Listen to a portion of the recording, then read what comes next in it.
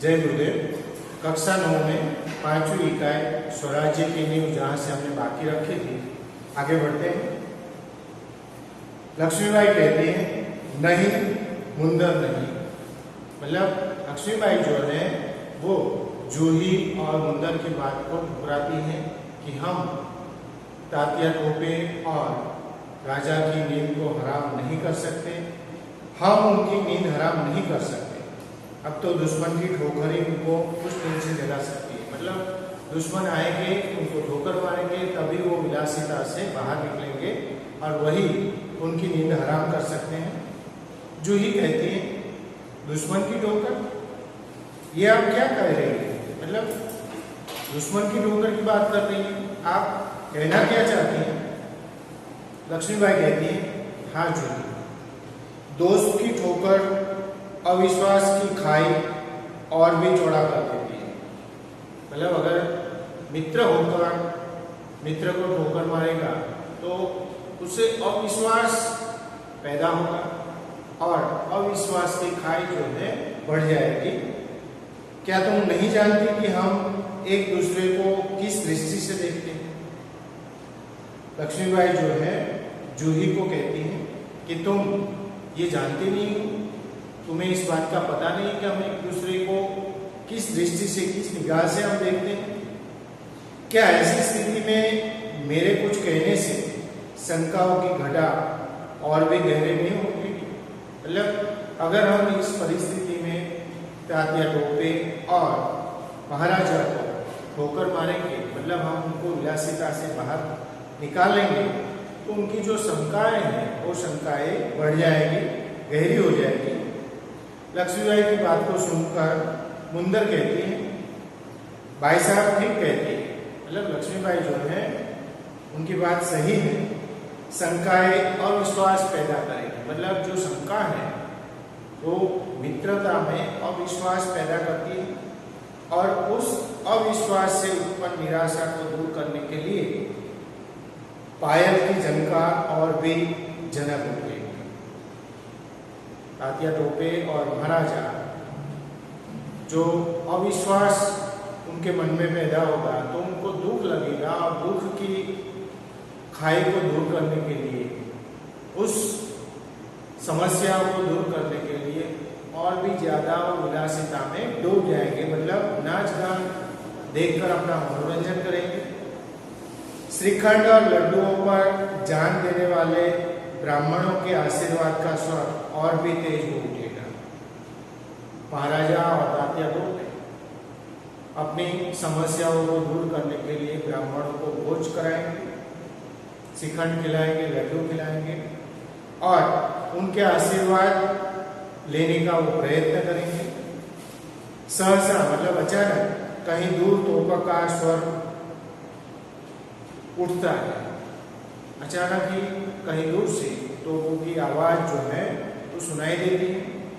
लक्ष्मीबाई कहती है और जूही तो अगर तात्या को खोज सके तो तुरंत उन्हें यहाँ आने के लिए कहे, मतलब तो अगर उनको हाजिर कर सकती है, ला सकती है तो अभी तुरंत ही उनको यहाँ लेके आ।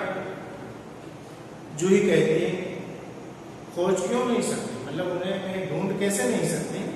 आपकी आज्ञा होने पर मैं उन्हें पाताल से भी खींच कर ला सकती हूँ। मतलब आप अगर मुझे हुक्म देगी तो तात्या को मैं पाताल से भी खोजकर खींचकर निकाल ले आऊंगी।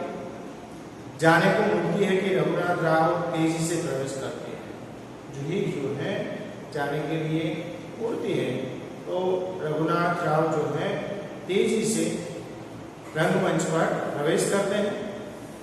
रघुनाथ राव, महारानी आपने सुना, मतलब रघुनाथ राव आकर महारानी से कहते हैं, लक्ष्मीबाई से कहते हैं कि आपने कुछ सुना? लक्ष्मीबाई कहती है क्या रघुनाथ? रघुनाथ कहते हैं महारानी, जनरल रोज की सेना ने मुरार में पेशवा की सेना को हरा दिया। मतलब जो अंग्रेज सेनापति था रोज जनरल, उसकी सेना जो है मुरार में पहुंच गई है और पेशवा की सेना को भी उसने परास्त कर दिया है, हरा दिया है। जूही कांप जाती है और कांप कर बोलती है, क्या पेशवा की सेना हार गई? मतलब बाजीराव पेशवा की सेना जो है वो परास्त होगी। तो लक्ष्मीबाई कहती है, पेशवा की सेना हार गई, ये अच्छा ही हुआ, मतलब वो परास्त हुई तो ये अच्छा हुआ। अब पेशवा की आंखें खुलेंगी, मतलब उनका जो नशा है वो नशा से वो बाहर आएंगे, उनकी आंखें खुलेंगी। रघुनाथ अपनी सेना को तैयार होने की आज्ञा दो। लक्ष्मीबाई रघुनाथ को आज्ञा देती है कि अपनी सेना को तैयार होने की आज्ञा दो। रोज ग्वालियर का किला नहीं ले सकेगा, मतलब जनरल रोज जो है वो ग्वालियर का किला नहीं ले पाएगा। मतलब लक्ष्मीबाई जनरल रोज को वहां से वापस खदेड़ देना चाहती है। रघुनाथ राव कहते हैं, मैं जानता हूँ वो कभी नहीं ले सकेगा, मतलब ग्वालियर का किला उसके हाथ में कभी नहीं जा सकता। मैं अभी सेना को कूच के लिए तैयार करता हूँ, मतलब वो कहता है कि मैं अब भी सेना को युद्ध भूमि में जाने के लिए आज्ञा दे रहा हूँ, तैयार कर रहा हूँ। केवल आपको सूचना देने के लिए आया था, मतलब आपको जानकारी देने के लिए आया था। वो जाता है, मतलब महारानी की आज्ञा लेकर वो वापस जाता है। लक्ष्मीबाई कहती है, और जूही तुम भी जाओ। जूही खड़ी रह गई थी तो जूही को भी जाने की आज्ञा देती है। सहसा बाहर देखकर, मतलब अचानक बाहर देखकर, लेकिन ठहरो, शायद सेनापति तात्या इधर ही आ रहे हैं, मतलब तुम रुक जाओ, ये सेनापति तात्या जो है इधर ही आ रहे हैं। जूही कहती है बाहर देखकर, जी हाँ ये तो सरदार तात्या ही है। सरदार तात्या का प्रवेश, सरदार तात्या जो है वो प्रवेश करते हैं।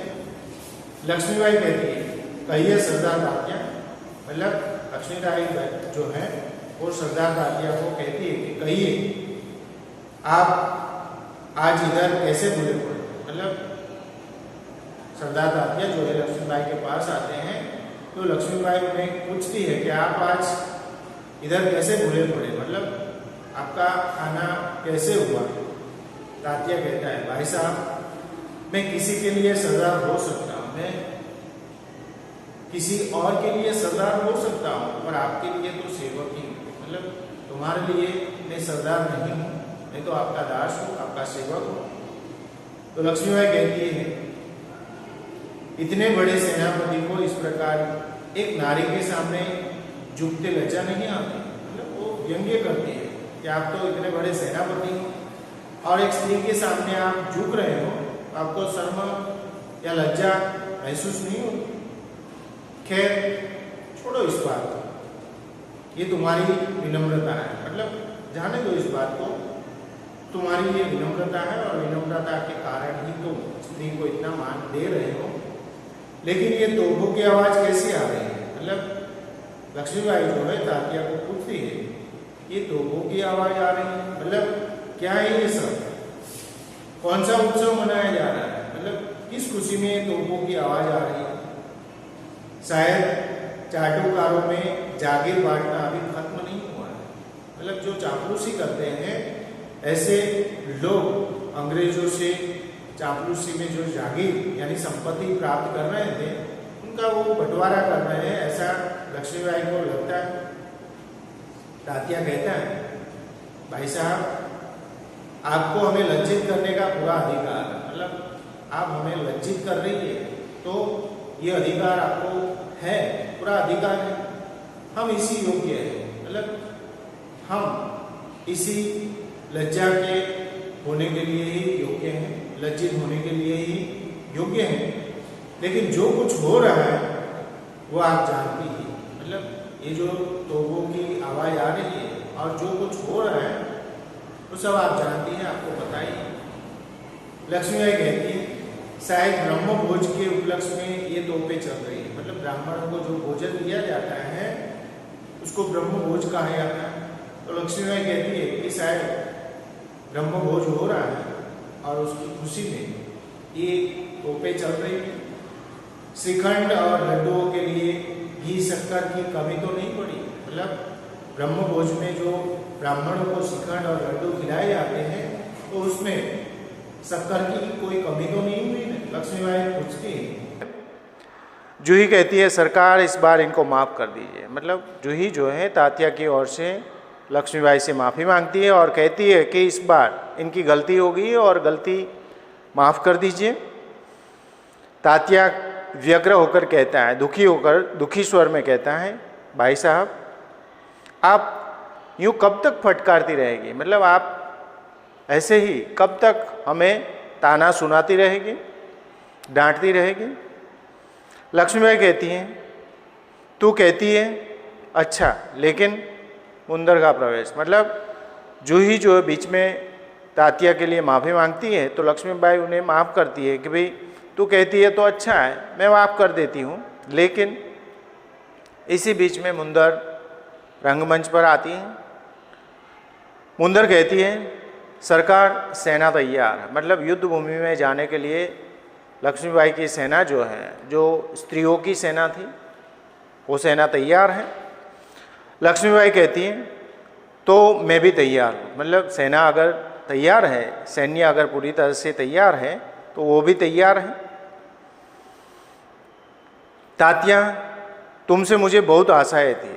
लक्ष्मीबाई जाते जाते तात्या से कहती है कि तुमसे मुझे बहुत आशाएं थी, तुम्हारे रहते ये सब क्या हो गया? मतलब तुम हयात हो और तुम्हारे रहते हुए जो परिस्थितियां बिगड़ रही है उस बात को लेकर लक्ष्मीबाई नाराज है। जूही कहती है सरकार ये स्वामी भक्त हैं। मतलब ये तो आपका दास है, स्वामी भक्त हैं और इसी स्वामी भक्ति के कारण वो भोग विलासिता में डूबा हुआ है।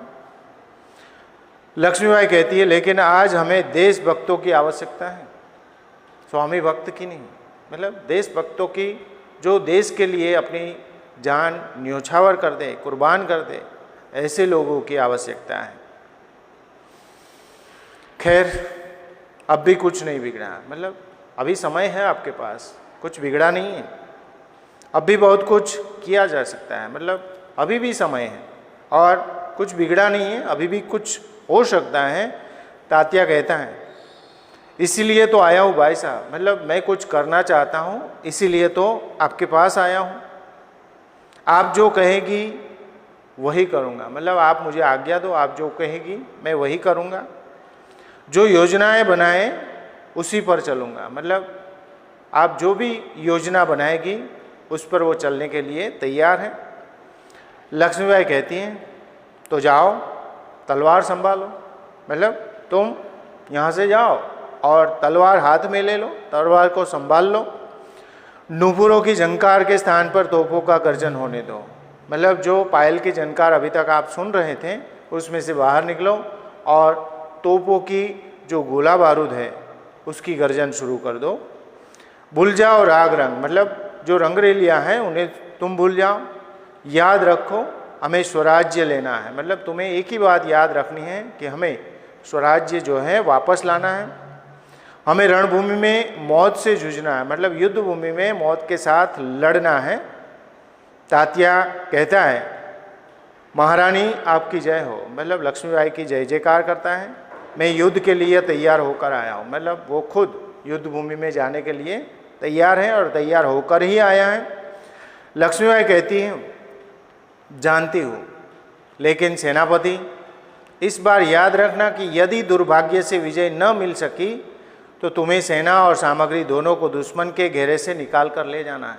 मतलब लक्ष्मीबाई को ये भी पता है कि तात्या उनके साथ युद्ध भूमि में जाने के लिए तैयार होकर ही आया है, पर अंतिम बार उसे सूचना देती है कि अगर दुर्भाग्य से उन्हें विजय प्राप्त नहीं हुई, विजय न मिल सकी, तो तात्या की जिम्मेवारी ये है कि सेना और सेना की जो युद्ध सामग्री है वो दुश्मन के घेरे से बाहर निकालकर सुरक्षित स्थान पर लेकर जाना है। तात्या कहता है ऐसा ही होगा। मतलब आपकी आज्ञा के अनुसार ही होगा। लक्ष्मीबाई कहती हैं तात्या मेरा मन कहता है कि ये मेरे जीवन का अंतिम युद्ध है। मतलब वो अंतिम बार तात्या से अपने मन की बात कर रही है कि उनका मन जो है वो कह रहा है कि वो उनके जीवन का अंतिम युद्ध है। जीत हो या हार, मतलब उनकी विजय हो या पराजय हो, मुझे किसी बात की चिंता नहीं है, मतलब उन्हें कोई चिंता नहीं है। चिंता केवल इस बात की है हमारी वीरता कलंकित न होने पाए। मतलब उन्हें अगर चिंता किसी बात की है तो वो वीरता की है कि उनकी जो वीरता है, उनकी जो शौर्य गाथा है वो कलंकित न हो पाए। तात्या कहता है, भाई साहब वीरता आपको पाकर धन्य है। मतलब आप वीरता को लेकर परेशान मत हो, वीरता आपको पाकर धन्य है। आपके रहते कलंक हमारी छाया को भी नहीं छू सकता। मतलब आपके रहते हुए कलंक जो है वो कलंक हमारी जो परछाई है उसको भी स्पर्श न कर पाएगा।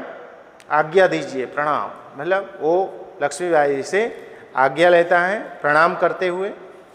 लक्ष्मीबाई कहती है, प्रणाम तात्या, मैं सीधी युद्ध भूमि में जा रही हूँ, देर न लगाना। मतलब वो वहाँ से सीधी युद्ध भूमि में रण मैदान में जाती हैं और अंतिम बार सूचना देती है कि तुम वहाँ आते देर मत करना। तात्या चला जाता है। मुंदर कहती है, सरकार आज मैं बराबर आपके साथ रहूँगी। मतलब वो अंतिम युद्ध की बात हो रही है लक्ष्मीबाई की, और अंतिम क्षण में मुंदर लक्ष्मीबाई को अकेली छोड़ना नहीं चाहती और इसीलिए वो कहती है कि मैं आज बराबर आपके साथ ही रहूँगी। जूही कहती है, और मैं तोप खाना संभालूंगी। मतलब जो तोप खाने की जिम्मेवारी है वो जूही संभालती हैं। लक्ष्मीबाई कहती है, और हम सब मिलकर या तो स्वराज्य प्राप्त करेंगे या स्वराज्य की नींव का पत्थर बनेंगे। मतलब हम सब मिलकर स्वराज्य प्राप्त करेंगे या तो स्वराज्य की नींव का, जड़ का पत्थर बनना चाहते हैं। हर हर महादेव, तीनों हर हर महादेव का उद्घोष करती है। मतलब यहाँ पर लक्ष्मीबाई, मुंदर और जूही जो है तीनों रणभूमि में जाने से पहले हर हर महादेव का जय जयकार करते हैं, उद्घोष करती हैं। पृष्ठभूमि में यही उद्घोष उभर कर आता है। मतलब जो रंगमंच है उसके पीछे जो पृष्ठभूमि होती है, मतलब पर्दे के पीछे से भी यही आवाज़ गूंजती है। जो मंच पर प्रकाश के धुंधलाते न धुंधलाते सब कहीं जा छा जाता है। मतलब रंगमंच के पीछे से जो आवाज़ आ रही है वो मंच के जो प्रकाश है वो धुंधलाते न धुंधलाते सब पूरे रंगमंच पर छा जाता है आवाज़ के साथ। फिर धीरे धीरे शांति छाने लगती है। मतलब युद्ध भूमि में जाने की तैयारी, एकदम सन्नाटा छा जाता है, प्रकाश उभरने लगता है और पृष्ठभूमि में गीता पाठ का स्वर उठता है। मतलब धीमे धीमे रंगमंच पर प्रकाश जो है वो उभरने लगता है। लक्ष्मीबाई जो है युद्ध भूमि में जाने से पहले गीता का पाठ करती हैं और यहीं पर स्वराज्य की नींव का ये प्रकरण जो है पूरा होता है। आशा करता हूँ कि आपको ये पाठ समझ में आया होगा। कोई भी समस्या हो तो कमेंट बॉक्स में जाकर ज़रूर बताना। धन्यवाद। जय गुरुदेव।